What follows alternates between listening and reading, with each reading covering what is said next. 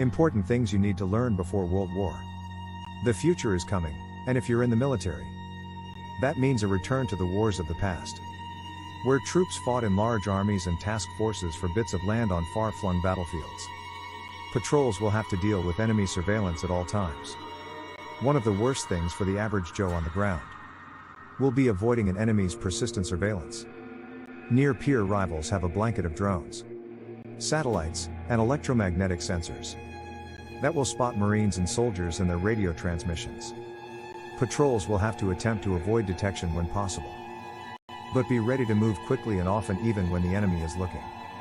Patrols will have to attempt to avoid detection when possible, but be ready to move quickly and often even when the enemy is looking. Because a single, low-flying drone can provide up to the second targeting data to an enemy mortar team. Automatic weapons teams and riflemen won't be able to stay in one place for long.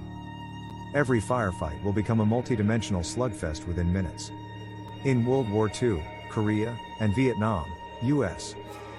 troops had to deal with the fact that enemy spotters could quickly feed their locations to air and artillery assets, triggering an air battle overhead and an artillery duel on the ground.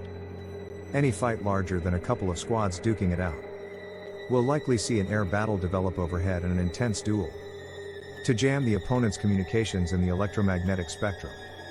Leaders must be ready to go completely analog. Speaking of which, all the high-tech bells and whistles will become nearly useless if the jamming on each side gets too intense. Soldiers and Marines are already practicing land nav with pencils, compasses, and paper maps, while the sea services are digging up old sextants for celestial navigation.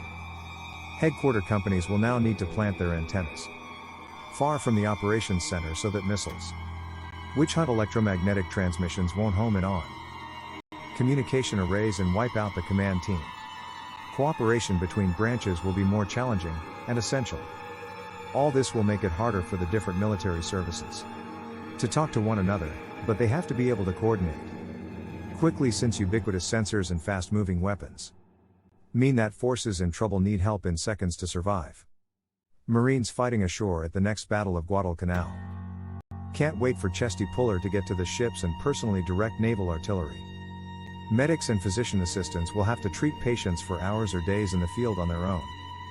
With the dynamic fighting on the front, troops will likely be wounded and killed at staggering rates not seen since the Vietnam War, while China and Russia are more likely to observe the Geneva Conventions than insurgents in Iraq and Afghanistan were. The military can't count on being able to quickly and safely evacuate the wounded. The Army is spearheading a telemedicine effort that would allow medics in the field to send data and photos to surgeons in hospitals.